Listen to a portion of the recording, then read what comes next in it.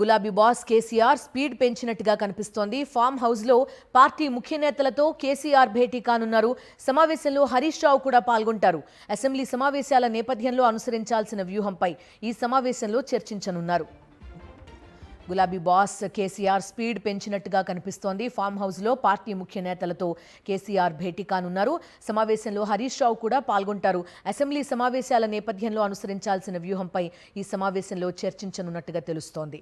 పూర్తి డీటెయిల్స్ అందిస్తారు మా కరెస్పాండెంట్ విష్ణు చెప్పండి.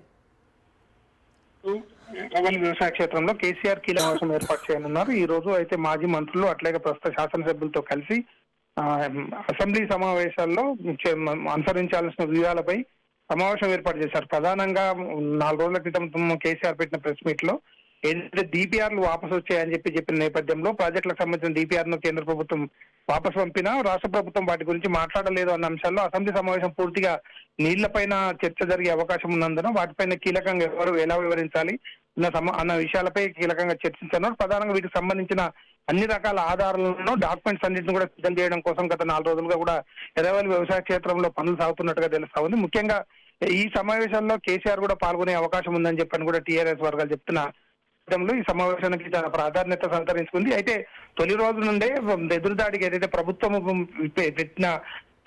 అసెంబ్లీలో తేల్చుకుందామని చెప్పిన నేపథ్యంలో వీటిపై క్షుణ్ణంగా చర్చించే విధంగా కూడా ప్రణాళికలు రూపొందించడం కోసం ఈ సమావేశంలో కేసీఆర్ ఈసారి ఆ సమాచారం ఏమన్నా ఉందా? ఎందుకంటే పర్టికులర్ గా ఒక అంశాన్ని ఎంచుకున్నారు, దానిపైన మాట్లాడారు, పార్టీ కార్యాలయంలో మాట్లాడారు, ఇప్పుడు కూడా ఒక సమావేశం పెట్టుకున్నారు. వాళ్ళు అడిగిన ఏదైతే 2 ఏళ్ల టైం ఇచ్చారో ఆ 2 years కూడా అయిపోయింది. ఖచ్చితంగా ఈసారి సమావేశాలు కేసీఆర్ రావడం కోసమే సిద్ధమైనట్టుగా తెలుస్తా ఉంది. ఎందుకంటే దానికి సంబంధించిన పూర్తిగా డాక్యుమెంట్స్ అన్నిటి కూడా ప్రిపేర్ చేసుకుంటా ఉన్నారు.